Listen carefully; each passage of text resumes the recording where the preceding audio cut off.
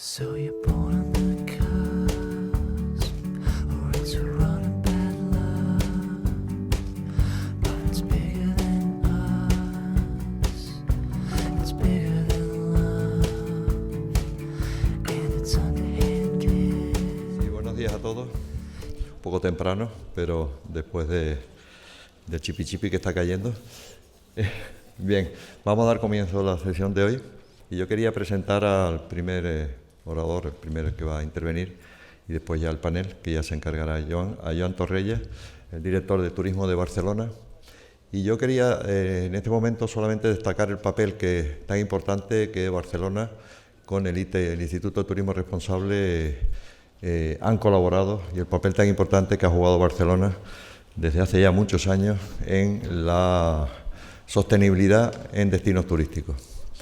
Quería comentar que nosotros, el Instituto, con Barcelona estamos trabajando ya hace bastante tiempo en pro de la sostenibilidad. Desde el Foro Universal de las Culturas de Barcelona, en el año 2004, estuvimos ya en aquel diálogo que se hizo sobre turismo y desarrollo sostenible.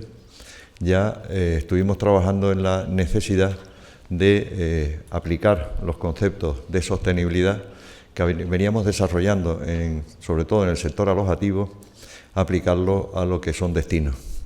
Empezamos desde aquel momento ya a desarrollar lo que son los indicadores para hoteles, para el sistema alojativo, aplicarlo a la complejidad que supone un destino, y también en aquel momento se vio la necesidad incluso de valorar, el poner un poco de orden en todas aquellas iniciativas a nivel internacional que estaban surgiendo de sostenibilidad aplicada al sector en distintos ámbitos, ¿no?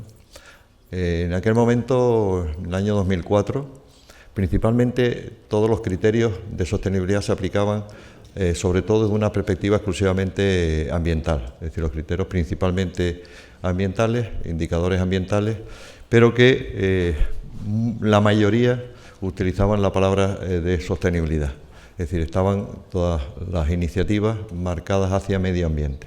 Eso era normal porque era ya en la cumbre de la Tierra del 92, también el enfoque que se daba a la sostenibilidad era un enfoque muy ambiental.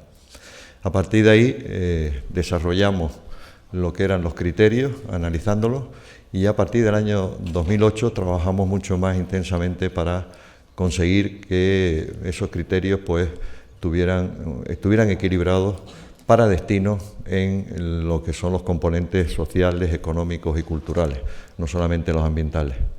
Pues fruto de ello y de ese trabajo con el Ayuntamiento, con Barcelona Activa principalmente, fruto de ese trabajo fue el hacer los primeros requisitos para destinos turísticos. Los aplicamos con el Ayuntamiento y gracias realmente a Joan Torrella, a Xavier Suñol y el equipo que tenían, a lo que es una ciudad tan compleja como es Barcelona. Después de años de trabajo, desarrollamos el sistema, lo aplicamos y fue el primero que certificamos a nivel internacional. En el reto que hemos ido teniendo continuamente desde entonces, una vez que se certificó el Ayuntamiento, que además en el acto de la certificación fue cuando se realizó la primera Asamblea Mundial del Global Sustainable Tourism Council, del Consejo Global de Turismo Sostenible, que tuvo lugar en Barcelona cuando se certificó la ciudad. A partir de ahí, se ha seguido trabajando continuamente y pensando en el futuro. Y es por lo que, Barcelona, Joan, van a hablar del futuro, cómo se ve el futuro de cara al turismo, que yo creo que es ahora mismo uno de los retos más importantes que tiene la sostenibilidad en destinos como pueden ser el turismo sostenible, pensando en todos los parámetros y cómo evoluciona la sociedad, las nuevas generaciones, cómo van entrando, los millennials, taller, etcétera, en los enfoques que hay que darle en la sostenibilidad y los requisitos que cada vez son más exigidos por toda la ciudadanía, no solamente por los países emisores, sino también por los propios receptores. Gracias, Joan. Cuando quieras ya. Gracias, Tomás. Muchísimas gracias y gracias por el honor de poder estar aquí con vosotros esta mañana en una mesa compleja y muy numerosa que intentaremos que sea lo máximo dinámica posible, porque para evitar que sea muy repetitivo tantas personas una detrás de otra. Y solo aprovechando la estela que ha abierto Tomás en este momento, sí un par de frases de contexto para situar donde la experiencia de Barcelona, de donde partimos, de donde parto personalmente, aunque solo sirva para romper el hielo y para entrar en lo que hoy nos ocupa, que son las visiones inteligentes e innovación, este quinto panel que complementa los distintos ámbitos o aspectos del turismo sostenible. De hecho, la certificación Biosphere a la que hacía referencia Tomás, que obtuvimos en el junio de 2011, fue el colofón de un plan estratégico de turismo de la ciudad de Barcelona que desarrollamos durante 2 años, el 2008 al 2010, y en el cual descubrimos algunos elementos clave que supusieron posteriormente la necesidad de innovar. Y de innovar, de hecho el mismo plan lo fue, una innovación.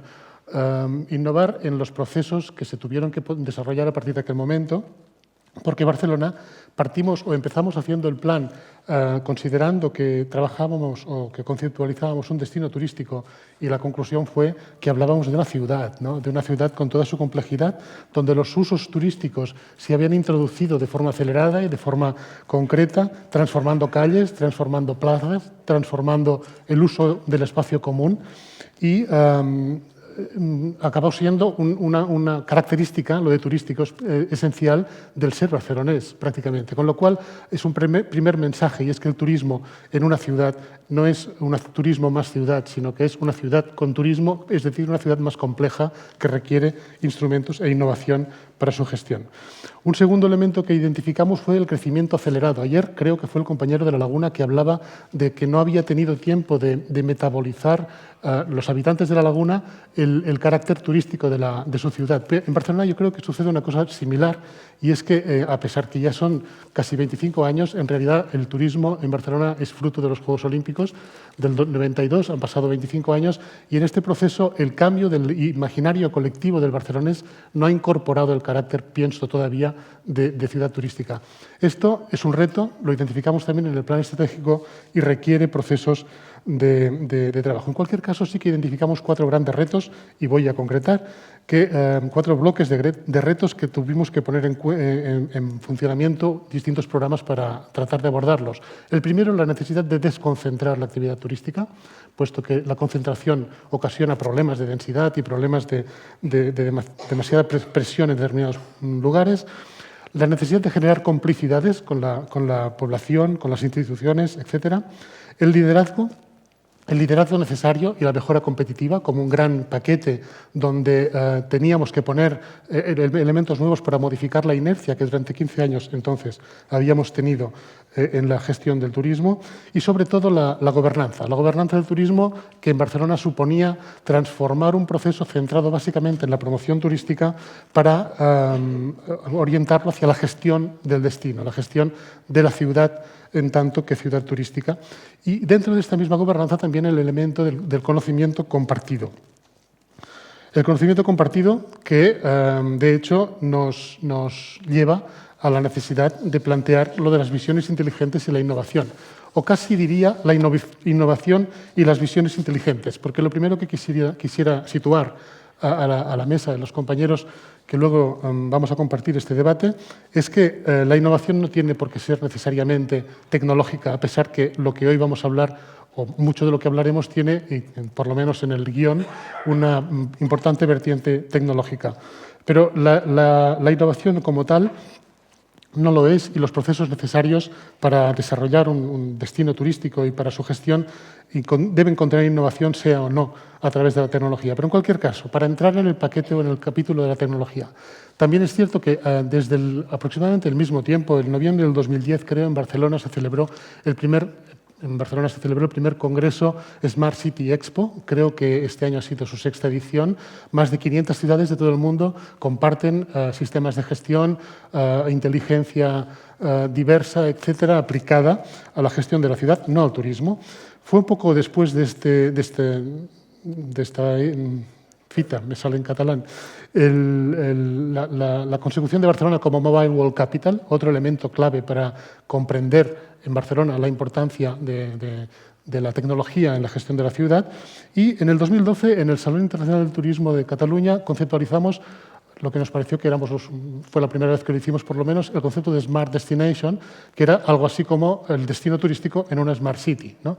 A partir de aquí hemos trabajado el concepto de la tecnología en diversos escenarios. Creo que Segitur tiene una buena definición de lo que ayer lo planteó el representante del Gobierno de España cuando hablaba del destino turístico inteligente. Y me limito a leer y a pasar la palabra ya, porque esto es una introducción muy breve.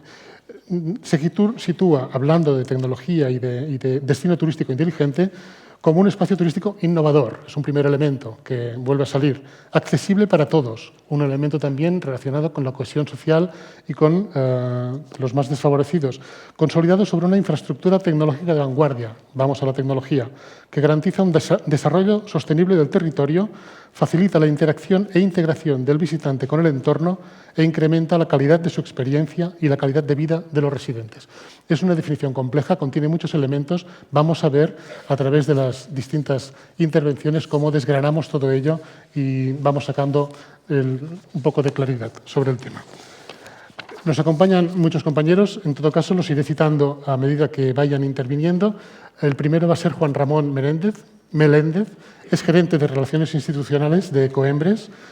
Subrayaría dos conceptos que forman parte de su presentación y de su organización, que es la ecoinnovación, como procesos y productos cuyo valor añadido consiste en reducir de forma significativa el impacto sobre el medio ambiente y sobre la contaminación, y la gestión sostenible de residuos y economía circular, que en todo caso es a lo que os dedicáis. Tienes tu palabra. Pues muchas gracias. Es para nosotros también un placer estar hoy aquí aportando modestamente nuestro granito de arena. Ecoembes es una organización medioambiental sin ánimo de lucro cuya finalidad es la defensa del medio ambiente, básicamente a través de tres grandes conceptos que también queremos de alguna manera introducir en la carta, que son básicamente, primero, la prevención de los residuos, la prevención en nuestro caso de los residuos de envases. Es muy importante, el mejor residuo es el que no se genera, todos lo sabemos, y ese es nuestro principal objetivo. El segundo es promover el reciclado de los envases, concretamente de los envases de cartón y de los envases ligeros. Para ello colaboramos con las comunidades autónomas, los municipios, con IOBE, que está aquí también, digamos, fomentando este reciclado de los envases, ¿no? Y finalmente la sensibilización medioambiental, la comunicación al ciudadano, ¿no? Entonces, sobre estos tres ejes, nosotros, como dice Joan, creemos que hay muchas cosas innovadoras que se pueden hacer, no necesariamente tecnológicas. Tecnológicas podríamos hablar mucho rato también, pero para ser muy concretos, que es lo que nos ha pedido la organización, digamos, nos gustaría plantear tres líneas de acción concretas para las actividades turísticas que podrían estar incluidas en la carta, finalmente, ¿no? La primera, que todas las actividades turísticas, cuando compren, cuando se aprovisionen de productos, sería muy interesante que incidieran sobre el proveedor en estos, digamos, ejes medioambientales, asegurándose de que los productos que compran, los envases de los productos que compran, en nuestro caso, están ecodiseñados, que son envases lo más ligeros, lo más sostenibles, lo más reciclables posible. Es decir, en los criterios de compra se podrían introducir, ya sé que el precio, el servicio son las cuestiones más importantes, pero también ir introduciendo este tipo de mecanismos, ¿no? El segundo, lógicamente, es la gestión adecuada del residuo que se genera, participando bien en los sistemas de reciclado que tengan los municipios donde la actividad turística se enmarque, o, dependiendo del tamaño del establecimiento de la actividad turística, tal vez desarrollando sus propios sistemas de reciclado de esos residuos. Y el tercero de los puntos, y creo que puede ser el más innovador, el más novedoso, y también creo que puede ser el más sencillo, es el de tratar de utilizar la actividad turística para colaborar en la concienciación del ciudadano. Para nosotros es muy importante que el ciudadano perciba, cuando disfruta de un servicio turístico, los mismos mensajes que recibe en su casa, en cuanto a que debe separar los envases, debe reciclar. Este tipo de mensajes, si los recibe también estando en su destino vacacional o disfrutando de un servicio de hostelería, refuerzan ese mensaje y le mueven a la acción.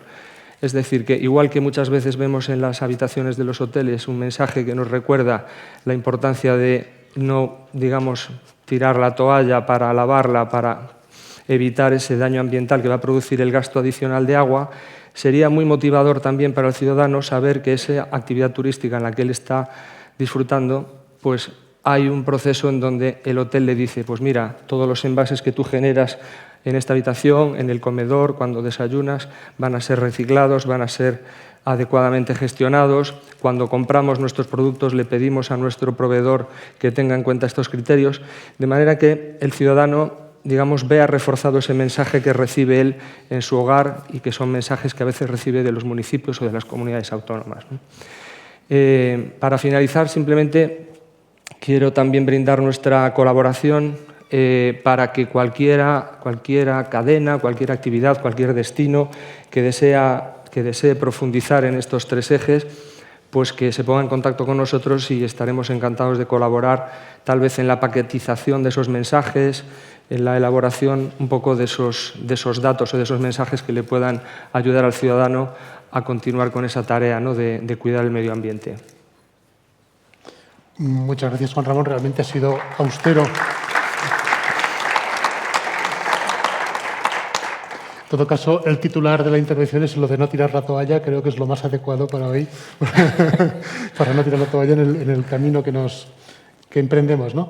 En cualquier caso, tiene mucho que ver con la concienciación, con dar a conocer y con la comunicación y con el marketing, lo que acabas de decir. Y el segundo participante, Xavier Font, es precisamente experto en marketing de turismo responsable, sin haberlo ben trovato, pero en cualquier caso me iba bien para presentarte como experto en marketing, colaborador de múltiples instituciones y organizaciones, profesor de la Universidad Metropolitana de Leeds. En todo caso, bueno, sin más presentaciones, Xavier, tú mismo. Entonces, el tema de concienciación y sensibilización son palabras que son bastante duras. Toda la evidencia que tenemos dice que los clientes que se comportan de forma más o menos razonable y responsable en casa, cuando se van de vacaciones se olvidan de su conciencia. No sé si nos ocurre a todos, pero me parece que en general todos los datos demuestran así. Entonces, la forma en que tendremos que comunicar sustentabilidad al cliente cuando van de vacaciones tiene que ser bastante distinta. Y si lo hacemos de una forma muy asumiendo que toda la gente a los que hablamos son miembros de Greenpeace y Amnesty International, pues obviamente por ahí no funcionan los mensajes. Entonces, yo creo que lo que nos falta en la carta son 2 cosas. Una es entender más al cliente como consumidor y segunda es entender que la empresa tiene que hacer dinero. Y si la empresa no hace dinero y el producto no se vende, por sustentable que sea, esto no es producto turístico. Entonces tenemos que ser un poco más comerciales y aceptar la realidad comercial de tanto los destinos, que solo sobreviven si tienen clientes, como las empresas por la misma razón. Entonces, si aplicamos un poco lo que sería la teoría del marketing en general al sector de turismo sustentable, nos daríamos cuenta de que cada vez que comuniquemos al cliente que el producto es sustentable, el cliente te está preguntando solo una cosa: ¿cuál es el beneficio para mí? ¿Qué saco yo de comprar un producto más sustentable? Porque si me estás pidiendo que yo sacrifique alguna cosa y no hay una retribución, olvídate. El siguiente tema, aparte del quién, es el por qué lo comunico. En las empresas que yo entrevisto preguntándoles por qué le estás comentando al cliente que tú haces trabajo muy bueno en temas de sustentabilidad, cuál es tu objetivo de marketing de comunicárselo, se me quedan en blanco. Dicen, se lo comunico porque lo hago. Y dices, cualquier persona que trabaje en marketing te dirá que cualquier campaña de comunicación tiene que tener una estrategia, un objetivo muy bien organizado. Y comunicarás de una forma distinta. Si tú lo que quieres hacer es crear una confianza en el cliente, que mi destino de mi empresa es razonable, que si lo que quieres hacer es cambiar su comportamiento o le quieres ofrecer algunos productos extras que complementen el producto que ya van a comprar, o si estás promocionando que compren un producto nuevo. Para estos 4 necesitas 4 campañas bastante distintas. En el que el mensaje de decir el planeta se está acabando, por favor, consuman menos o consuman otras toallas, o que ese mensaje no funciona, está probado pero cantidad de veces. Las grandes empresas, en el análisis que hemos hecho nosotros, practican un 60% de lo que sus políticas de empresa dicen que van a hacer. Y esto lo he mirado con 10 cadenas hoteleras. En la pequeña empresa me he encontrado completamente lo opuesto. He visto que las auditorías ambientales que hemos hecho a las empresas y después comparando con sus páginas de Internet, la empresa está comunicando solo un 30% de lo que hace. Y después tenemos el problema que la forma en que lo comunica son formas que no pueden ser persuasivas. Entonces están comunicando, soy una empresa sustentable. Perdón, pero ¿eso qué quiere decir? Si ayer por la noche nos hubieran dicho vamos a hacer un pica-pica y vamos a comer comida sustentable, la mayoría de gente hubieran dicho gracias, pero me voy a la pizzería. Porque ¿qué es comida sustentable? Entonces, tenemos que buscar vocabulario que el cliente entienda y que el cliente quiera comprarlo. Entonces, si le comunicas al cliente, te lo vas a pasar mejor, tendrás un mejor servicio, habrá más calidad, tendrás una cierta empatía con la empresa, con la persona que te va a vender el servicio. Esto funciona más bien porque estás comunicando de una forma mucho más humana. El dónde, para mí, tenemos la situación de que tenemos muchos canales para comunicar y que en cada canal podemos comunicar cosas distintas. Y actualmente estamos comunicando básicamente lo mismo. En el cuándo, tenemos la situación de que en cada momento... funcionamos. En cada momento del proceso de compra, pre-compra, consumo y post-compra, el cliente necesita distinta información para tomar decisiones. Y el comunicarle, soy una empresa sustentable, nunca ayuda al cliente a tomar una decisión. Tenemos que pensar cuáles son los atributos de compra o de decisión en cada fase del proceso de compra y comportamiento para darle algo que sea significativo a las necesidades del cliente. Y finalmente, en tema de persuasión, tenemos que buscar nuevas formas de comunicar utilizando los conocimientos de psicología y comunicación persuasiva que existen y se han aplicado en otros sectores, pero que no se han aplicado en nuestro campo. Bueno, quedamos aquí. Muchas gracias.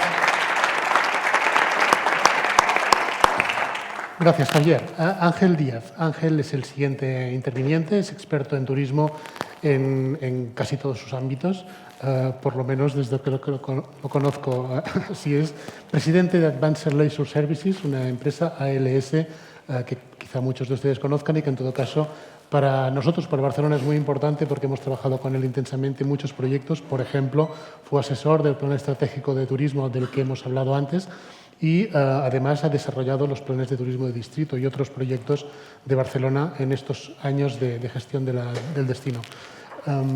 Experto en planificación de destinos y en gestión de la información sobre el turista. Ángel, tienes la palabra de todo su turno. Muchas gracias.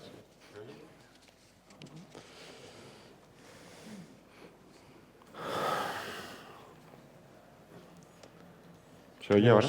Ahora sí. Gracias. Gracias, Joan. Gracias también a la ITR por la invitación y por poder estar hoy aquí. La reflexión, sumando solo, Joan, una cosa a lo que has comentado sobre destino inteligente, quizás también hace una breve mención a la necesidad de planificarlo, ¿no? Más allá de gestionarlo, incorporar la tecnología, incorporar la sostenibilidad y demás. Yo creo que uno de los grandes retos que tenemos de cara a futuro, en los destinos maduros claramente, pero posiblemente también en los destinos que queremos desarrollar, es cómo incorporar la fase de planificación o cómo incorporar esa visión turística a la fase de planificación, ¿no? Porque generalmente ha ido la planificación de la ciudad por un lado, del territorio, y la actividad turística simplemente ha ido pasando. Y creo que eso de cara a futuro es un elemento importante. Nosotros estamos trabajando en algunos proyectos, sobre todo de destinos maduros, en el que la base urbanística, la base de cómo utilizas el territorio, que al final es un elemento perecedero, que una vez lo has consumido, pues a lo mejor han de pasar 50 o 100 años para que tú puedas volver a plantear qué haces con él, es prácticamente el sustento sobre el cual después puede tener sentido o más sentido una actividad turística determinada. Pero me gustaría introducir otro elemento también aquí de reflexión que tiene que ver precisamente con lo que comentaba Joan, que es la información. A día de hoy posiblemente estamos en una de las, posiblemente no, seguro, estamos en una de las grandísimas revoluciones de la historia de la humanidad. Y además estamos justo en el momento en el que esa revolución pues, está empezando a coger una determinada masa crítica, ¿no?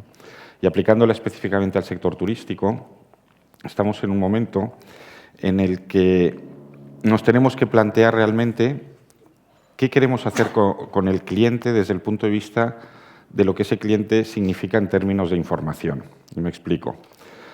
En los primeros, las primeras décadas de la actividad turística, surgieron unos señores que aglutinaban a la oferta, la conocían, etcétera, que se llamaban turoperadores, que eran los que de una forma u otra iniciaron el turismo en masa y movían a la gente de un lugar a otro en función de sus intereses, en función de los acuerdos con los destinos, las cadenas, etcétera. Posteriormente, vinieron otros, o muy posteriormente, estoy simplificando, vinieron otros señores que se llamaban las líneas aéreas low cost, que de repente pues, también tuvieron una gran capacidad de dirigir viajeros y acabaron siendo turistas a unos destinos o a otros y de alguna manera pues, se convirtieron, como lo habían sido los turoperadores, en los propietarios de esos clientes, ¿no?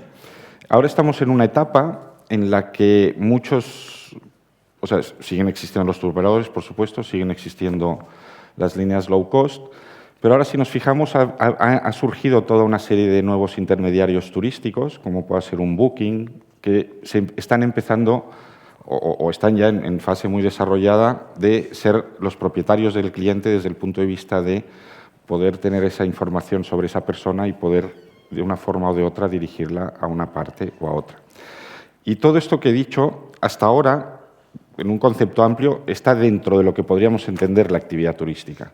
Pero es que ahora nos estamos empezando a encontrar con otra realidad. Cuando un Google, un Facebook, un Amazon empiezan a decir que van a introducirse en el sector del viaje o que van a empezar a organizar viajes o que se van a poner de acuerdo con... Ahí ya nos estamos saliendo del sector turístico. Estamos entrando en otra dimensión totalmente distinta. Pero es que detrás de ellos vienen Apple, viene la Coca-Cola, viene la Volkswagen, viene la Mercedes y dicen, oye, ojo, que yo tengo aquí un volumen de millones de consumidores. ¿Por qué no voy a intentar extender el ciclo de consumo de estos consumidores, ¿no? Entonces surge aquí una paradoja, o si se quiere, una complejidad en la gestión del destino. Yo creo que las empresas turísticas todavía estamos muy centradas en qué es lo que hacemos en nuestro ámbito de actuación y en nuestra pequeña cédula, y no nos estamos dando cuenta de que la realidad se está moviendo a otro nivel y de que o somos capaces de engancharnos a esa realidad de alguna manera, de aliarnos con esa realidad o de formar parte de esa realidad, o acabaremos siendo elementos marginales de las decisiones de otros, ¿no? Y en ese contexto es donde se introduce un poco el concepto de que probablemente a día de hoy y para las próximas décadas no va a ser tan importante el cliente como la información sobre el cliente. El que tenga la capacidad, y pongo ejemplos, de identificar a una persona que tiene una idea de viajar, que todavía no sabe dónde, pero que tiene una sensación o que tiene una predisposición a viajar. El que sea capaz de identificar esa necesidad puede acabar siendo, que llamaríamos una empresa de turista todo incluido. Quiero decir, captaría esa atención y sería ya capaz de gestionarle prácticamente todo el ciclo de vida de su viaje, hasta volver a su lugar de origen e incluso en generarle memoria sobre ese viaje que ha tenido, ¿no? Esto hasta ahora era imposible, pero hay empresas que ya están trabajando en eso y no son las empresas turísticas. Y ya está. Solo la última, pero no solo pensemos en términos de empresas, pensemos en términos de destinos, que quizás es más importante. ¿Nos podemos llegar a plantear que el que maneje esa información sea el destino? ¿Que el destino sea el propietario de la información sobre sus turistas, sobre los que se mueven sobre su territorio, los que quieren llegar a él y los que después vuelven? ¿Cómo podemos emplear la tecnología para hacer eso? Gracias, Joan.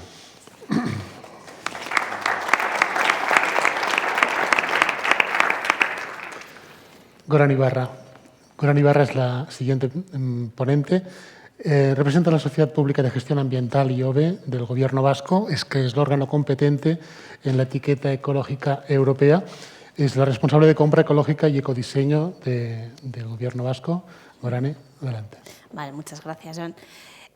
Bueno, pues como ha comentado Joan, el Departamento de Medio Ambiente y Política Territorial, al cual IOBE pertenece, somos órgano competente en materia de etiqueta ecológica de la Unión Europea y, bueno, pues aprovechando la invitación sí que quiero poner un poco en valor esta herramienta, ¿no? La etiqueta ecológica europea es la etiqueta que otorga la Comisión Europea a aquellos productos o aquellos servicios que, bueno, pues que destacan por su respeto medioambiental de una forma integral, ¿no? Teniendo en cuenta todas las etapas de ciclo de vida del producto o servicio. Afortunadamente, dentro de todas las categorías que pueden acceder a la etiqueta ecológica europea, que no son todas, hay dos que son precisamente campings y alojamientos turísticos, ¿no?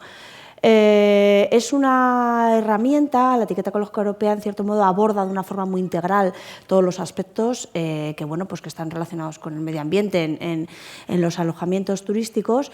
Yo la veo como una herramienta muy potente y que tenemos que aprovechar por dos perspectivas.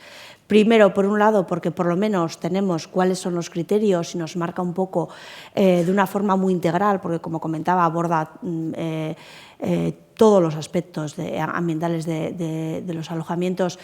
Nos marca un poquito por dónde puede ir los alojamientos a la hora de si quieren avanzar en su recorrido medioambiental. Y segundo, y un poquito con el objetivo final, que es conseguir la etiqueta, es una forma de reconocer aquellos alojamientos que son la punta de lanza, ¿no? en todo el respeto medioambiental. Aquí también comentaba el compañero Xavier, que muchas veces, y lo comentábamos antes de comenzar la ronda, que muchas veces tampoco aprovechamos nuestro potencial desde un punto de vista de comunicación, ¿no? La herramienta, la etiqueta ecológica europea, puede ser también precisamente esa forma en la cual tú te puedes identificar como un turismo responsable y como un turismo que aborda no solamente un aspecto concreto, no solamente el tema de las toallas, no solamente la eficiencia energética de tu alojamiento, no solamente qué tipo de plantaciones utilizas en tu entorno, sino de una forma integral, demostrar al exterior, a tus clientes, a tu entorno, que eres un respetuoso, que vas por ese camino y que en cierto modo el medio ambiente es una bandera para ti, ¿no? Deciros que desde IOBE el ámbito turístico no lo hemos abordado históricamente mucho, nos hemos centrado en otros ámbitos, más el industrial, más ayuntamientos, más ciudadanía, y sí que es cierto que de un par de años aquí hemos empezado a trabajar con Basquetour, con la Agencia Vasca de Turismo, con el EVE, con el Ente Vasco de Turismo, precisamente para apoyar a nuestro turismo a recorrer, a seguir recorriendo este camino, ¿no? Estamos apoyando precisamente para que vayan avanzando en su recorrido y un poquito para que pueda ser uno de sus objetivos finales ese reconocimiento que comentaba antes de la propia Comisión Europea, ¿no? Es un reconocimiento oficial que en cierto modo se despliega a través de los diferentes Estados miembros. En el caso a nivel estatal, luego lo que hace es subdesplegarse a través de las diferentes comunidades autónomas, ¿no? Pero sí que quería ponerlo en valor porque es la herramienta oficial de la Comisión Europea y que reconoce a aquellos que que tienen la punta de lanza desde una perspectiva integral y no solo abordando diferentes aspectos, ¿no? Que un poquito, y ya como usuaria, sí que es verdad que ya empiezas a ver que los diferentes alojamientos, los sitios a donde vas, sí que empiezan a tener esa conciencia ambiental, sí que empiezas a ver cosas puntuales, pero de una forma integral, se empieza a ver en determinadas regiones, y aquí miro a nuestro compañero Joan, que son en Cataluña, saben mucho de esto, y yo animo a todos los que estamos aquí presentes a que contemplar la etiqueta ecológica europea como una herramienta importante, como una herramienta oficial de reconocimiento de nuestro gobierno europeo y animar también a que, como comentaban el resto de compañeros, cualquier necesidad, cualquier comentario, cualquier diálogo, abierto por supuesto a dialogar con todos. Muy bien, muchas gracias.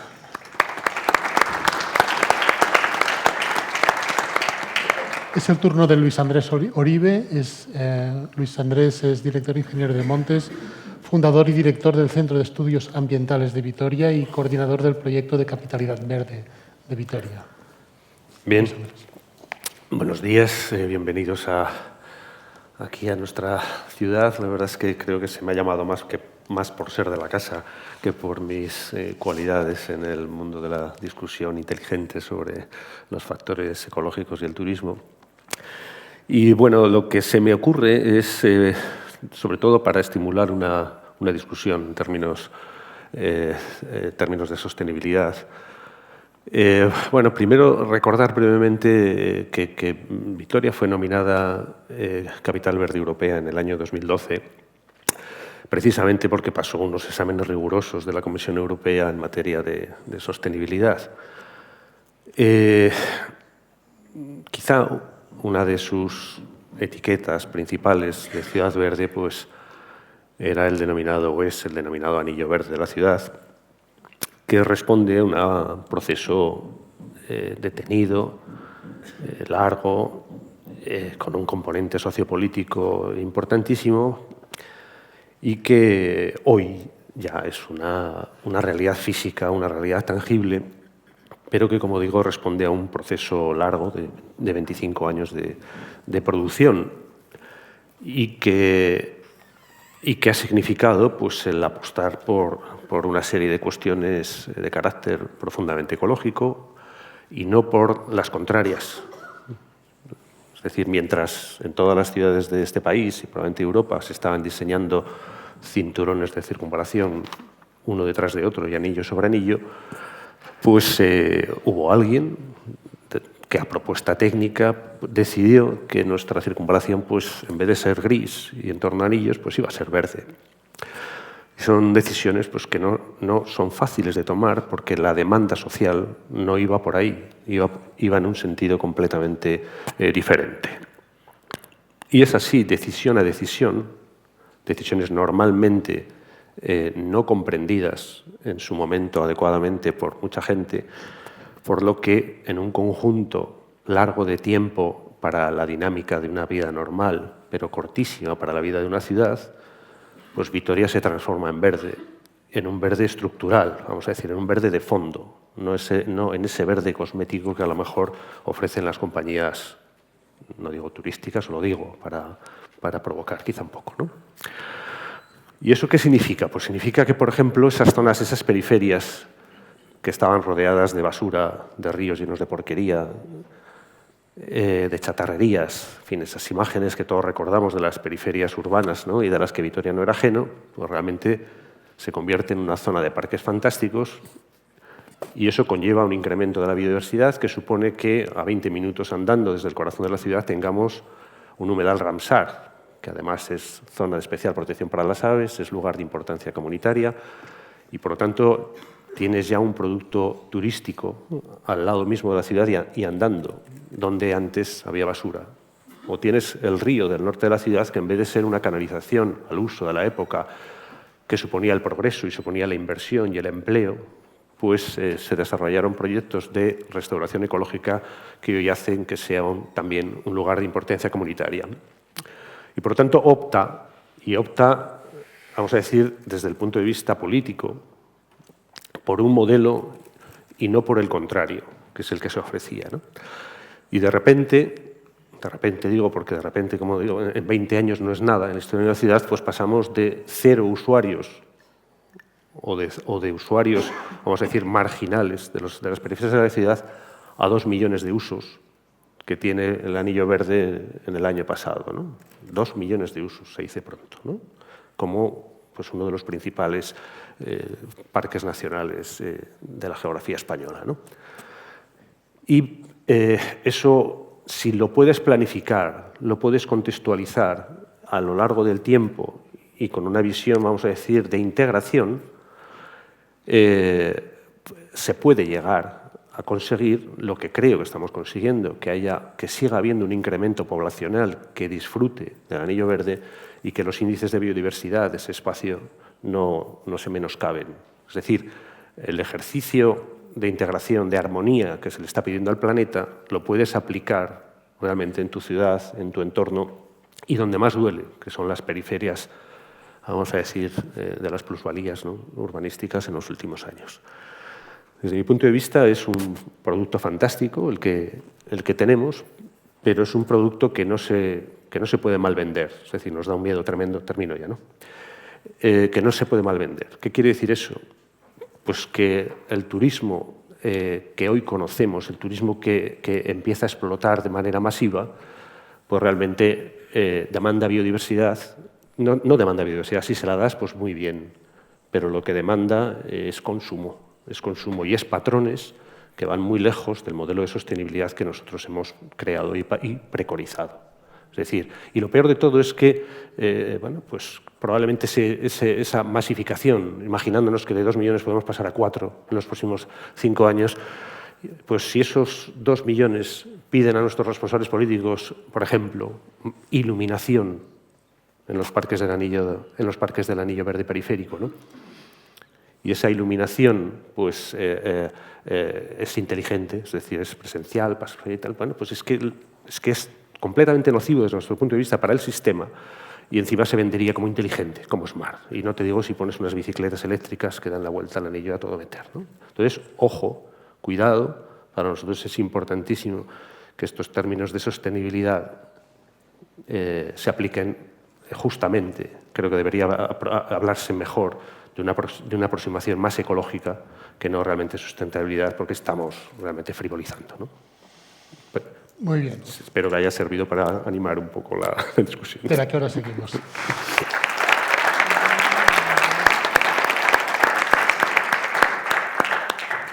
Para cerrar esta primera vuelta, es el turno de Joaquín Araujo. Joaquín me ha acojonado casi al empezar porque tenía un currículum que no cabía en la presentación. En cualquier caso, destacaba él mismo de que es el viejo de la tribu. Lleva más de 45 años trabajando en temas de sostenibilidad, militante ecologista, pertenece a 34 ONGs, ha publicado más de 100 libros, es campesino. Creo que es un personaje poliédrico. En todo caso, tienes la palabra para presentarte tú mismo. Bien, gracias, buenos días. Bien, probablemente podríamos añadir a eso que uno es un perro verde, ya saben ustedes, esa expresión que te sitúa un poco al margen de lo convencional, pero curiosamente en el lado probablemente más satisfactorio, porque uno se ha emboscado, uno forma parte del paisaje desde hace mucho tiempo. En cualquier caso, la ancianidad es lo que probablemente me acompaña con un innumerable compendio de actuaciones ante el público en mi calidad también de periodista y comunicador. Precisamente por ahí me gustaría empezar estas brevísimas consideraciones, porque todos ustedes de alguna u otra forma saben que caen 24 millones de árboles todos los días en el planeta, 24 millones, menos de soportes para la vida, de auténticos báculos para una sociedad lisiada. Supongo que todos ustedes se acuerdan de que en estos momentos hay la mitad de la vida silvestre que cuando uno empezó a defender la vida silvestre, que realmente es otro dato estremecedor, y también supongo que todos ustedes saben que en el aire pesa sobre nuestras cabezas el doble del CO2 que cuando uno empezó a intentar trabajar por la transparencia. ¿Esto qué quiere decir? Pues que estamos fracasando con una rotundidad considerable. Y esto no, tampoco, bueno, los periodistas somos así, los predicadores procuramos llamar la atención con algo que suponga un determinado zurriagazo sobre las conciencias. Lo que sí que me parece oportuno es recordar muy levemente que las palabras son el agua de la inteligencia y que, por tanto, padecemos un proceso de desertificación también a la hora de comunicar las realidades y probablemente pues, tendríamos que pensar también en cómo utilizamos el lenguaje. Y lo digo porque me sucede con infinitas realidades. Es decir, cuando se usa la palabra medio ambiente se entienden demasiadas cosas. Cuando se utiliza la palabra turismo sucede lo mismo con la sostenibilidad. Piensen simplemente que hay una especie de perversa corrupción también, porque cuando se usan las palabras en el sentido opuesto de lo que quieren nombrar, se produce una más de las corrupciones que padece esta sociedad. La ley de montes del actual gobierno español, la ley de costas del actual gobierno español, son leyes sostenibles, son leyes hacia la sostenibilidad. Bueno, solo hay que ver lo que amparan para instalarnos también en esta situación. Una vez dicho eso, pues ya me gustaría a mí que todo lo que nos traemos entre manos a la hora del viaje, a la hora del encuentro del ser humano en su periodo de descanso con otras realidades, no traicionáramos una vez más al lenguaje y a lo que se propone. Simplemente lo dejo ahí porque nos llevaría a un debate extraordinario. Me debato entre máximos, como casi todas las personas que de vez en cuando nos da por ponernos en medio de la naturaleza a contemplar y a intentar recibir sus mensajes. Fíjense ustedes, desde la habitación de Pascal, el gran filósofo que mantiene que todos los males del mundo se deben a que salimos de nuestra habitación, es decir, lo ideal para arreglar el mundo, para que nuestra presencia en el mundo no fuera una tortura, es quedarnos en casa, por tanto, todo lo contrario de lo que nos proponemos, pero soy igualmente partidario de la mejor definición de conocimiento, que es de María Zambrano, y que mantiene que conocer solo se conoce en unidad con el resto de lo viviente. Es más, no hay conocimiento sin realidades externas, sin encuentro con el entorno. Es más, a mí me parece que si hay un problema serio en nuestras sociedades, que a su vez fomenta la degradación ambiental, es que desconocemos a la naturaleza, desconocemos lo que ofrece, desconocemos las propuestas y probablemente el mayor déficit cultural de la sociedad en la que estamos es precisamente que no se hace turismo sostenible. Es decir, que no se conoce la naturaleza, que a mí me parece tan grave, probablemente es pasión de naturalista, pasión de emboscado, a mí me parece tan grave que no se dedique unos mínimos de tiempo a la observación de la naturaleza, a la contemplación del paisaje, exactamente lo mismo que no leer libros. Me parece así de grave. A mí me parece que vivimos en un progresivo deterioro de la cultura en general porque no se contempla la naturaleza, que es precisamente fuente de conocimiento, fuente de sensibilidad, fuente de encuentro de soluciones. Es decir, que en ese sentido, fíjense, me atrevo a plantear el turismo sostenible, si alguna vez lo es, como parte de la solución, como parte de la necesaria recuperación de la primera materia prima que tiene la humanidad, que es precisamente el entorno natural. Y termino diciendo que, como bien saben ustedes, se habla mucho de inteligencia emocional. Bueno, si hay que innovar con soluciones inteligentes, probablemente lo más inteligente que podemos hacer en esta situación histórica es conocer los paisajes emocionalmente hablando. Gracias.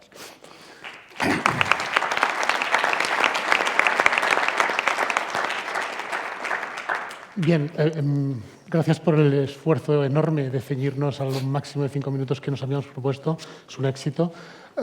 Está una primera presentación hecha. Ahora hay alguien que quiera lanzar el discurso. Tengo un par de cuestiones para poner encima de la mesa, pero no quiero ser el privilegiado que las inicie. Si alguien tiene en la cartera algo para lanzar, tenemos tiempo para otra ronda, pero más que una ronda yo propongo que sea un debate abierto entre los participantes. En todo caso, hay un par de aspectos que a mí me parecen muy relevantes y sobre todo para conectar el discurso general de turismo, sostenibilidad, con el elemento más de la tecnología que supone y que yo creo que Luis Andrés especialmente y de forma explícita ha puesto en crisis el tema de atención con el uso de la tecnología que no tiene por qué ser necesariamente sostenible, ¿no? Creo que el paradigma de eficiencia, seguridad y sostenibilidad lo justifica casi todo y las ciudades como concentración de muchas personas en poco espacio y en poco tiempo son espacios extraordinarios para la experimentación de la tecnología y además, digamos que perseguidas las ciudades por las grandes compañías que pretenden usarnos a las ciudades como espacios para experimentar sus productos.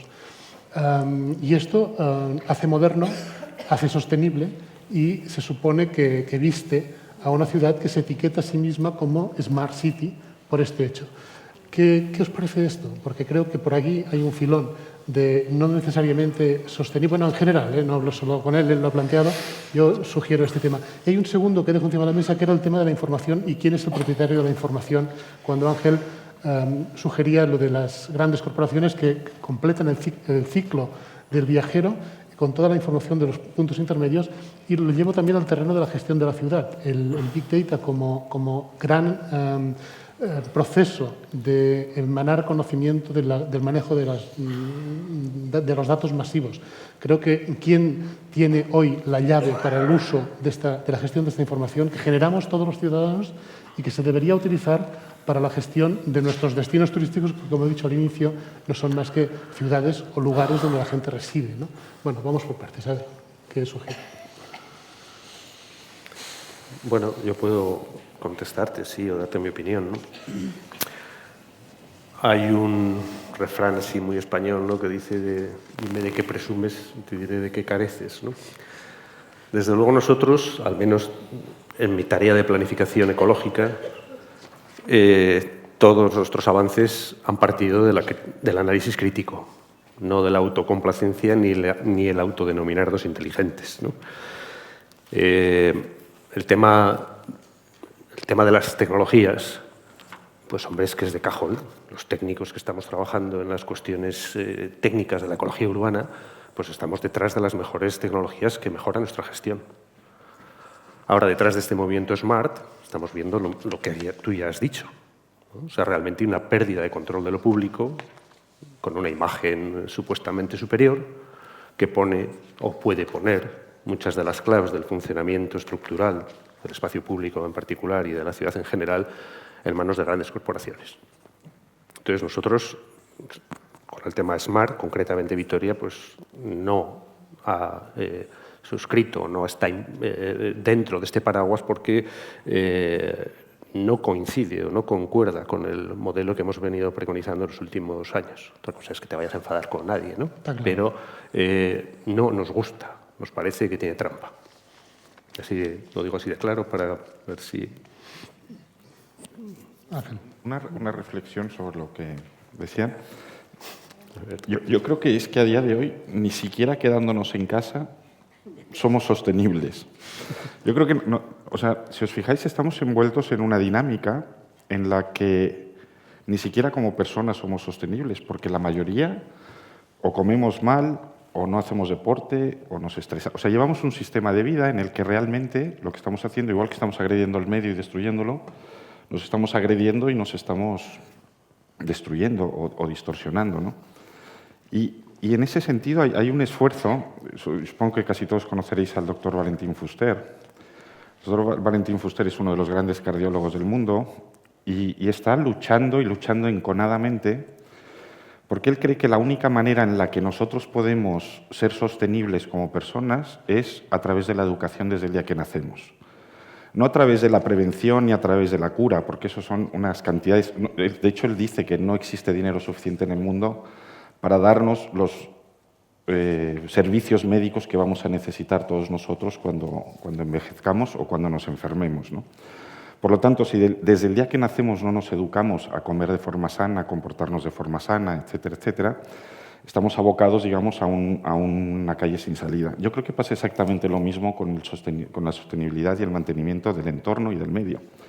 Si no somos capaces de educar a nuestros hijos o a nuestros nietos desde el mismo momento en el que nacen y en nuestro sistema, en base a esos criterios y, por lo tanto, generar esos comportamientos, y coincido con lo que decías tú, todos somos egoístas. Oye, ¿qué me estás pidiendo? ¿Pero qué me vas a dar? Y en eso es en lo que nos hemos educado, tradición. Y como generalmente tampoco somos capaces de tener una visión a largo plazo, pues vamos a lo inmediato, ¿no? Esa transacción inmediata de profit, not profit, y ahí está. Y quizás el mayor reto que tenemos a día de hoy ya como sociedad, y posiblemente eso en Europa pueda ser mucho más posible que en otros entornos, aunque lo estamos perdiendo, es cómo generar esos sistemas de educación que sean capaces realmente que desde que empiezas a tomar conciencia de lo que eres, de lo que impactas y de cómo te comportas, pues puedas tener presente esos parámetros de comportamiento, ¿no? Es una reflexión. ¿Qué más?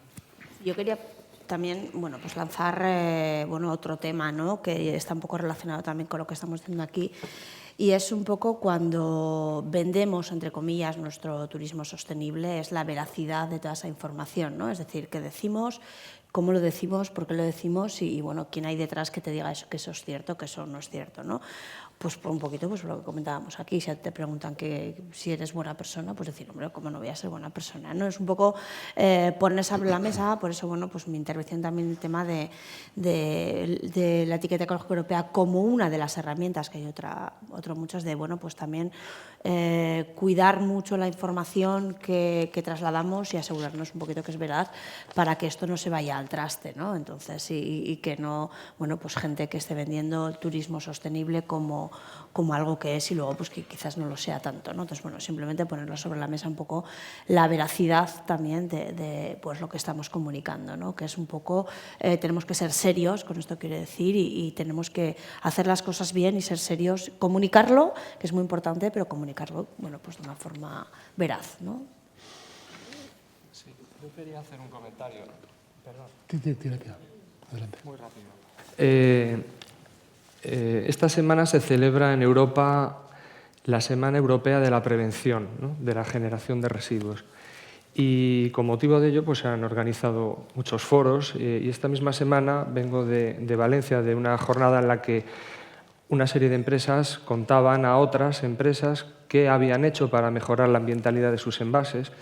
Y aunque parece que no viene muy a cuento con lo que estamos hablando ahora del sector turístico, veréis como un poco sí lo tiene, ¿no? Y entonces fue muy curioso porque una de estas empresas estaba contando qué mejoras había introducido en sus envases para ser más medioambientales y, digamos, pues más eficientes, ¿no? Ese envase necesita menos recursos en su producción, por lo tanto agrede menos al medio ambiente, además era más reciclable, lo que favorece que ese residuo luego se convierta en un recurso. Y todas las demás empresas estaban allí tomando nota, yo las veía un poco al mismo tiempo interesadas pero preocupadas, como diciendo, ¿y ahora esto cómo se lo explico yo a mi director general para hacer lo mismo en la mía?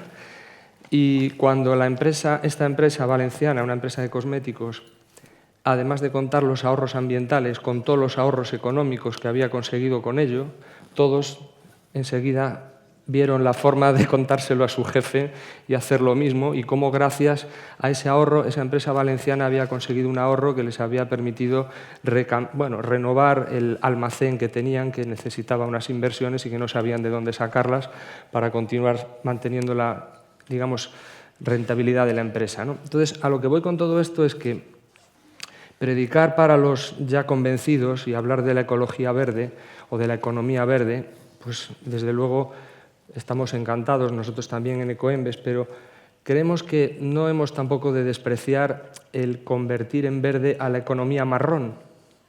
Y tal vez para convertir la economía marrón en un poquito más verde, pues la única herramienta es el dinero, el interés comercial, ¿no?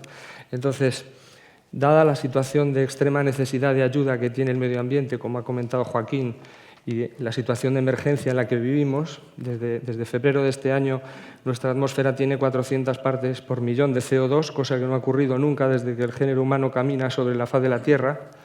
Veremos lo que nos dura. Pues hay que hacer cosas. Entonces, pues bienvenidas sean las cosas, aunque sean por interés comercial. Si alguien gana dinero con eso, pues ojalá lo gane, pero cualquier ayuda es bienvenida, yo creo, en este caso. Joaquín. No, sí, ya, ¿no? Estoy conectado. Por supuesto, es que me ha parecido tan importante lo que has comentado sobre Fuster. Es decir, realmente vivimos un proceso de verdadero embrutecimiento de la inteligencia, de la sensibilidad, del conocimiento básico. Yo solamente os voy a dar una pincelada. En el Boletín Oficial del Estado, cuando se definen los contenidos de la enseñanza primaria y secundaria, la palabra naturaleza, la palabra vida, la palabra bosque aparecen entre las 5 veces. Y la palabra tecnología 375 veces. Es decir, pues claro, evidentemente, y absolutamente de acuerdo. Como anécdota os diré que en la solapa de mi primer libro me definí no como estudiante, sino como el que lleva los estudios puestos como la piel. Es decir, que estudiar no se estudia, eso hay que llevarlo puesto como la piel. En realidad, bueno, anécdota al margen, y es que en ese sentido es en el que tenemos que trabajar, pero para algo que yo creo que hasta cierto punto puede conciliar casi todas las posturas.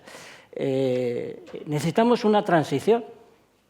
Pero una transición, pero además en toda la más amplia dimensión de esa palabra y todos los contenidos que la acompañan. Es decir, si no somos capaces de generar elementos que no aceleren procesos de degradación más grandes y, por supuesto, no digamos lo que está sucediendo con el cambio climático, pues estamos absolutamente abocados a la mayor de las estupideces.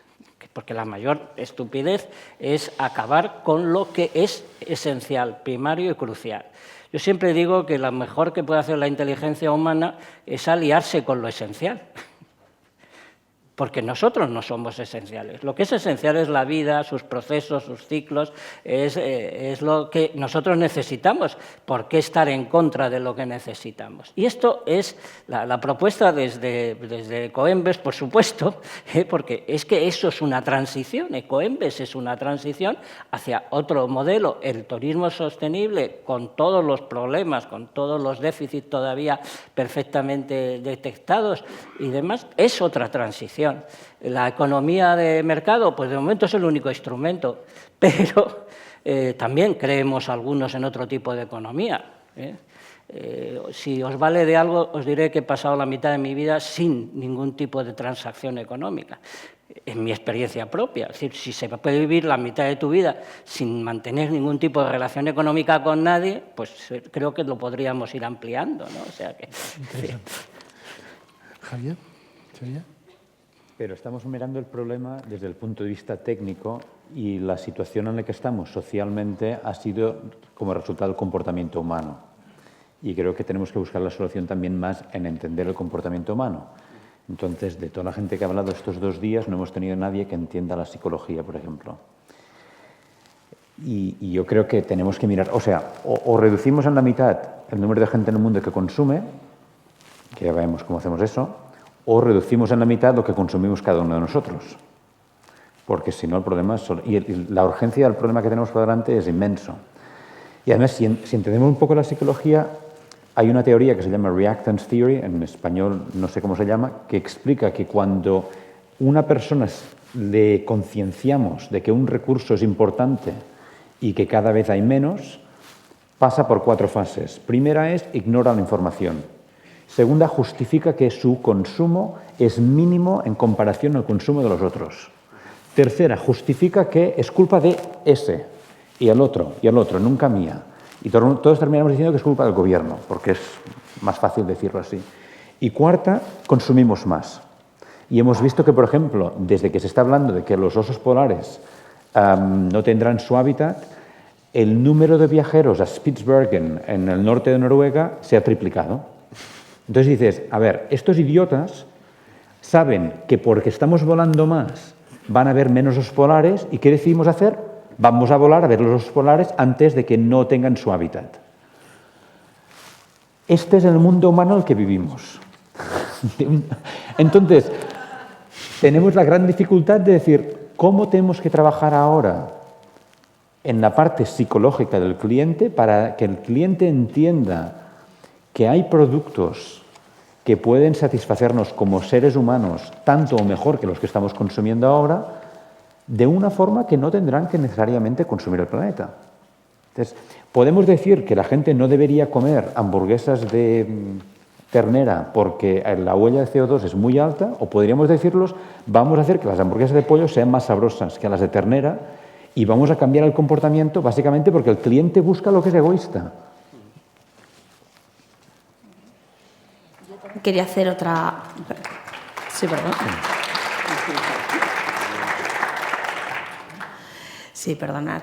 Yo quería hacer también otra intervención. Bueno, yo soy técnica ambiental, no técnica de turismo, es decir, que yo sé de medio ambiente, poco de turismo, pero sí que es cierto, y un poquito al hilo que comentaba Xavier, tengo la percepción no, es decir, el tema de turismo, y a cualquiera que le pregunte a dónde ha ido de vacaciones este año me va a decir que mientras más lejos mejor, es decir, el turismo tiene un impacto brutal, es decir, nos estamos moviendo ahora pues, a cualquier extremo o punto del planeta.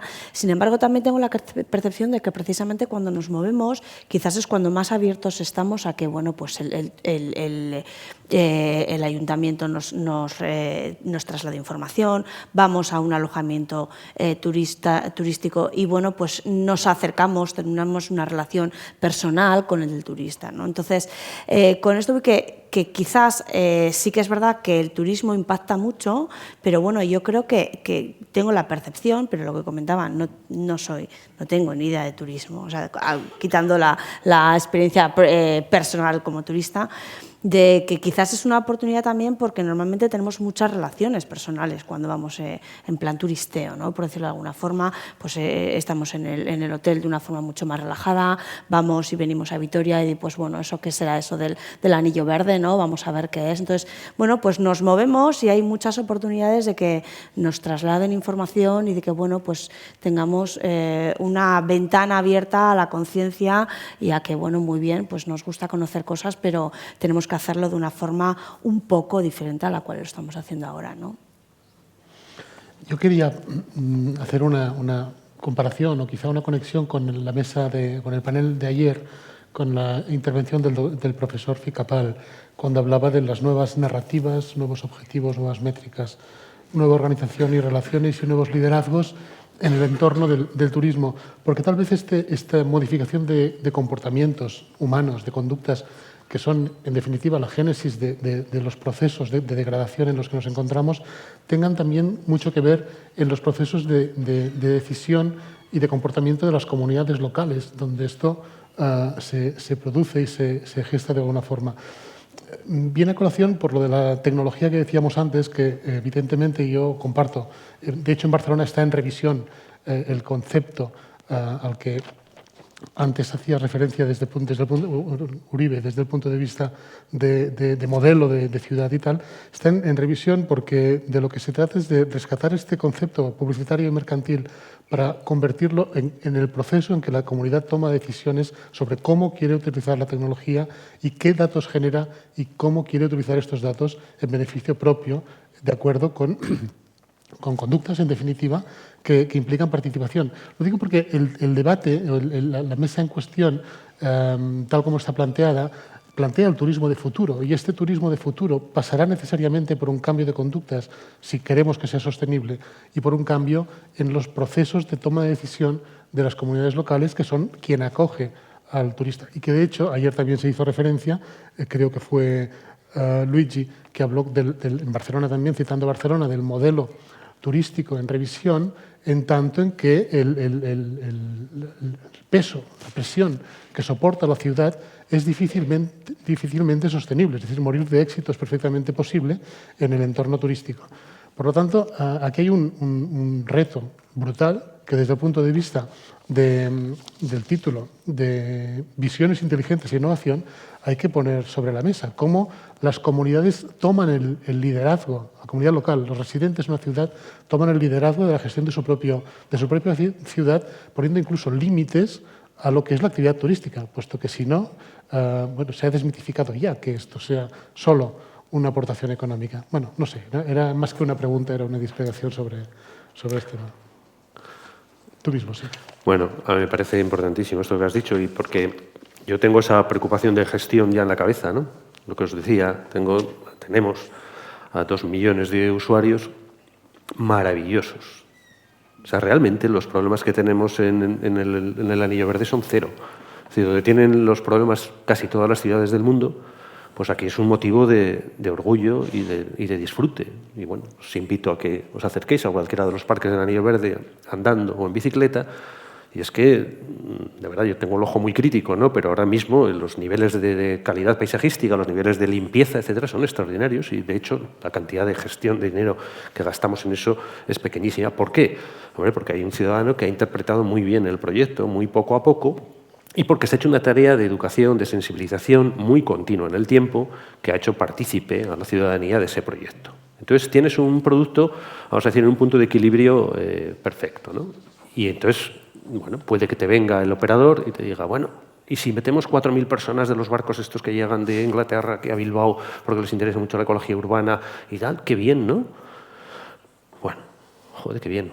A ver cómo metemos 4.000 personas en una hora en total. Entonces ya te vendrá alguien que te dirá, no te preocupes, que nosotros preparamos un aparcamiento aquí para autobuses, un centro comercial aquí no sé cuánto, un este de juguetes para que compre no sé cuánto, y te van a venir 5 o 6 empresas. Y claro, el alcalde o el concejal de turno va a estar encantado, porque se van a generar puestos de trabajo, porque vas a salir en la televisión mucho más y porque de alguna manera vas a entrar en una dinámica de progreso en torno al turismo sostenible. Joder. Javier. Déjame poner el otro lado. Eso es como decir que las bibliotecas funcionan muy bien sin que la gente te toque los libros y que los hospitales sin pacientes funcionan maravillosamente. Ya está. Muy bien, muy bien. Yo lo que estoy pidiendo es que aquí, con tanta gente experta en estas cosas, pues nos presente al Ayuntamiento y en particular al CEA un plan de turismo sostenible para el Anillo Verde que realmente cumpla con los requisitos mínimos estos que nosotros establecemos de mantenimiento de los índices de biodiversidad y de satisfacción ciudadana de lo que es un equipamiento público, no lo olvidemos, una infraestructura al servicio de la ciudad. Dos reflexiones. Una, en línea con lo que dices tú, yo creo que en Barcelona hemos vivido un caso con sus luces y sus sombras, pero que realmente es muy interesante. Y me estoy refiriendo al Parque Güell. Los que hayáis estado en Barcelona probablemente lo conozcáis. Parque Güell, Patrimonio de la Humanidad, uno de los lugares más visitados de Barcelona y yo diría que uno de los lugares más singulares, a pesar de estar totalmente excéntrico respecto a lo que es el centro de la ciudad. Yo os puedo asegurar que el Parque Güell hasta hace 3 años era el espacio más degradado que os podéis imaginar de la ciudad de Barcelona. No os podéis imaginar lo que llegaba a pasar ahí. Por los millones de visitantes, turistas y tal que llegaban y por toda la economía de todos los colores y pelajes que os podéis imaginar que se generaba alrededor de eso. Un espacio público, propiedad del ayuntamiento. Entonces llegó un momento en el que se decide que, bueno, que hay una parte que es la monumental, que sobre un parque de 14-15 hectáreas es 1 hectárea, que es la que tiene realmente ese atractivo y la que hay que preservar y la que es patrimonio y demás. Entonces se genera un plan que tiene que ver con vamos a restringir las visitas a esta parte específica. Pero no se las restringamos a los ciudadanos de la ciudad de Barcelona que tienen derecho al disfrute y a su parque. Se encuentra un sistema, a pesar de las normativas europeas y tal, se encuentra un sistema que es un poquito engorroso, pero al final si tienes ganas, eres de la ciudad y tienes ganas de ir al Parque Güell, puedes ir y puedes ir gratis. Y se decide que los que van a pagar por poder entrar ahí son los turistas. Desde mi punto de vista se decide que van a pagar poco, porque cuando estás yendo a la Sagrada Familia a pagar 14 euros o estás yendo a la Casa Batlló a pagar 21 o a la Pedrera a pagar 15, pagar 8 euros, que solo lo van a pagar los turistas por entrar en el Parque Güell, a mí personalmente, también como empresario del sector, me parece poco. Pero en cualquier caso ya me parece un elemento que te ayuda a gestionar. Porque ya hay unos señores que están causando un impacto que son los que de una forma directa o indirecta se están haciendo cargo de eso. Y yo creo que en la actividad turística tendrá que haber mucho de eso. Y de otra cosa que hasta ahora también se ha tratado poco, que es decir, cómo las empresas turísticas, con sus beneficios o con parte de esos beneficios, ayudan también a determinados mantenimientos. Que en un gran destino turístico, por ejemplo, de sol y playa, aparte de pagar sus impuestos legalmente como todas las demás empresas del destino, los hoteleros, comerciantes y restauradores que están a frente de playa no tengan un sobrecoste por mantener aquel espacio, no tiene sentido cuando lo ves objetivamente. A lo mejor históricamente sí, pero cuando lo ves objetivamente no tiene sentido. Por lo tanto, tendrían que hacerse cargo de parte de eso, ¿no? Parte del beneficio empresarial tiene que estar aplicado a eso. Y el segundo comentario muy rápido, que tiene que ver con la psicología y tal, lo fastidiado de esto de la sostenibilidad es que requiere un esfuerzo. Es una decisión y aparte hay que esforzarse. Y el mundo tecnológico y la educación a la que nos estamos acostumbrando es la de la comodidad. O sea, la tecnología lo único que está intentando es hacernos que compremos más porque cada vez es más cómodo, cada vez es más rápido. Y poniendo el símil de las ciudades y las personas, las dietas estas rápidas de que en una semana vas a bajar 25 kilos, que casi todo es mentira, porque al final si quieres conseguir algo complejo te tienes que esforzar. No estamos en esa dinámica, no estamos en la dinámica de concienciarnos y decir, oye, pues mira, todo esto te encanta, pues vas a dejar de hacer esto, y solo podrás hacer esto y lo podrás hacer de una determinada manera. Tenemos un problema. Y ahí le añades que a día de hoy te dicen cosas, por ejemplo, y vuelvo a la tecnología, que Amazon es capaz de enviarte a tu casa algo que no has pedido pero que sabe que vas a pedir o que si lo recibes te lo vas a quedar y económicamente le resulta rentable, te vas ahora voy a la psicología, el Facebook de turno o el Google, a 4 o 5 años, Facebook ya ha hecho pruebas de enviarte determinados mensajes en función del estado de ánimo que percibe tuyo, te envía determinados mensajes y te cambia ese estado de ánimo, ¿no? Imaginaros el poder, para bien y para mal, que podría tener esa tecnología, ¿no? Si realmente la quisiéramos usar para cambiar comportamientos. Eso sería objeto de otro congreso. Lo que me parece de una gran lucidez tu análisis, aparte de que estás en el lado de la realidad y, por supuesto, se puede afirmar algo todavía así de esas frases contundentes. Las dos fuerzas más poderosas, yo creo que por encima de la ley de la gravedad, son la comodidad y el culto a lo veloz. Y tiene un poder que entronca con lo que tú también has dicho. Tiene el poder de que nos resulta atractivo. Es decir, que, por tanto, a favor de corriente y tras. Pero también es verdad que el ser humano es capaz de formular una crítica a estas cuestiones. Y os voy a recordar, probablemente, uno de los versos más estremecedores de la historia de la poesía. Es decir, René Char, el mejor poeta francés del siglo pasado, se pone a dialogar con un manantial, cosa que hacemos los poetas frecuentemente. Se puede escuchar el lenguaje de la naturaleza y no es nada excesivamente surrealista, es algo que se aprende si se está en contacto con la naturaleza. Y el manantial le dice, ojo, que la comodidad es un crimen. Es decir, que la mente humana es perfectamente capaz de entender que somos capaces de masacrar a la naturaleza, a nuestros semejantes, por un índice mayor de comodidad. Absolutamente claro. Pero también os podemos situar en algo que es, en el fondo, el contexto del pensamiento, yo creo que de la sensatez, porque incluso la palabra ecología está tan traicionada, está tan absolutamente puesta al pie de los caballos, que también muchas veces el pensamiento de la sensatez te dice que pocas cosas te hacen más feliz en el sentido clásico de la palabra, que una austeridad voluntariamente aceptada. Te hace feliz y libre. Y como algunos lo han hecho y algunos lo intentamos, por tanto, hay una opción. De la misma forma que todos esos andamiajes, todas esas seducciones a través de la tecnología, de la publicidad, el mundo de la publicidad probablemente es el más tramposo absoluto de todo. Es decir, la materia prima de la publicidad es la mentira. Y la materia prima de la naturaleza es la verdad. Es decir, la naturaleza no miente. Bueno, pues la austeridad impuesta es el mayor castigo y la austeridad voluntaria es la mayor bendición. ¿Por qué no empezamos a enseñar a ser austeros voluntariamente? No imponiendo, es la sugestión, es la enseñanza, es el modelo, miren ustedes, aquí esto funciona.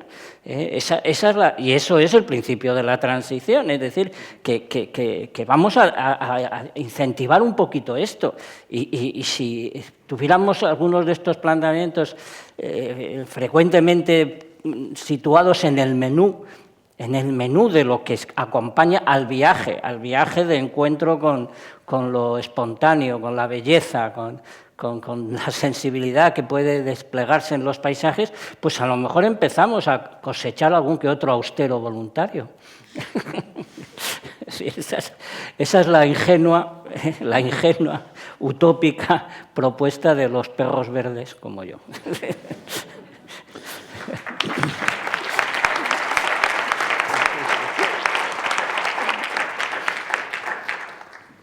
Tenemos 10 minutos más todavía. Entonces sigo. Bueno, los periodistas somos peligrosísimos a la hora de... Esto de lo que planteabas, y además quizá la frase antes de Xavier, de que un hospital que funcione perfecto es un hospital sin enfermos, ¿no? Me viene a la cabeza la frase aquella de que el turismo es el proceso por el cual personas que estarían mejor en su casa están en lugares que estarían mejor sin ellos. Entonces, esto es una frase que me lleva quizá a esto de que el mejor turismo sostenible es el no turismo. Entonces estamos en un círculo vicioso que no salimos de aquí, puesto que parece que esto del turismo no lo vamos a parar. Con lo cual, como que nos quedan 10 minutos, vamos a ver si... Pero perdona que diga una cosa, los problemas que no tienen solución son los más hermosos. Esto es cierto. Sí, porque las cosas que tienen solución, bueno, eso lo hace cualquiera. Nosotros nos enfrentamos con los imposibles, que es lo bonito, ¿no? O sea, que entre otras cosas, y evidentemente, es decir, no tiene solución. Es decir, lo que hemos comentado, incluso en casa somos impactantes sin movernos y ya estamos consumiendo recursos naturales y porciones, ¿tá? Pero la imaginación está para eso, para resolver imposibles. Quizás estamos hablando del mercado como si fuera homogéneo. No. Y parte de la problemática que tenemos es que tenemos que desglosar un poco. Hay algunos de los problemas de los que hablamos tendremos que utilizar legislación, en otros casos tendremos que redirigir el comportamiento de las personas, en otros casos tendremos que ofrecerles oportunidades que sean más atractivas a su paladar. Ideológicamente estoy de acuerdo en el que tendríamos que consumir menos, o tenemos que consumir tipos de productos que tengan menos impacto. Pero si menos. Pero si es que se puede... ¿Os acordáis del refrán de las abuelitas, ¿no? Que no te mande Dios lo que se puede aguantar, ¿no? Pues pero, es que hay que ver lo que se puede vivir consumiendo infinitamente menos porque ahí está la humanidad. Un turista, una persona británica en casa utiliza 120 litros de agua por persona. Sí. Cuando están de vacaciones, si están en un buen hotel, utilizan 400, pero normalmente utilizan por encima de 500. Cuando estás en casa, ¿cuántas calorías comes? Cuando vas de vacaciones, ¿qué nos ocurre a todos? Nos engordamos, porque comemos más de lo que deberíamos comer y bebemos más. O sea, vacaciones son tiempo de exceso. La gran dificultad que tenemos es que sí que sería muy romántico pensar que cuando vamos de vacaciones nos damos cuenta que el mundo podría ser mejor y muchos, yo regularmente con mi pareja, hacemos todos esos planes tan bonitos de cómo nuestra vida será mejor cuando volvamos en casa y nunca ocurren. Pero permíteme... Sí que es cierto que bueno, reitero, o sea, no soy profesional del turismo, ¿no? Pero yo tengo la percepción de que cuando vas de vacaciones es cuando más interaccionas, ¿no? con el entorno, cuando más oportunidades tienes de que alguien te pueda decir algo y decir, bueno, es decir, tú en el ritmo normal de tu trabajo vas, trabajas, vienes, recoges a los críos, blas, ¿no? Entonces, tenemos, yo creo que la obligación precisamente de aprovechar todas esas oportunidades que tenemos y llegar en la medida que podamos a concienciar, a transmitir mensajes, a poner de manifiesto todo el impacto que estamos generando y decir, ¿no? Pues efectivamente, si vienes aquí al País Vasco dirás, me voy a ir al 3 estrellas no sé dónde y me voy a comer el chuletón de no sé qué. Bueno, pues quizás ahí que vas a ir, pues igual hay que trabajar algún otro mensaje, de decir, te puedes comer un chuletón muy bueno, pero esto y esto, ¿no? Es decir, creo que es importante, ¿no? Hacer todo eso. Ha pasado volando los últimos 10 minutos. Sí, se ha comprimido el tiempo. Sí. Bueno. Venga. Bueno, pues nos han cortado. Muchísimas gracias a todos por vuestro esfuerzo primero de encortarnos y luego por el dinamismo del debate. Espero que hayamos conseguido lo que nos han propuesto y, en fin, el futuro del turismo es este. Venga, muchas gracias. Muchas gracias.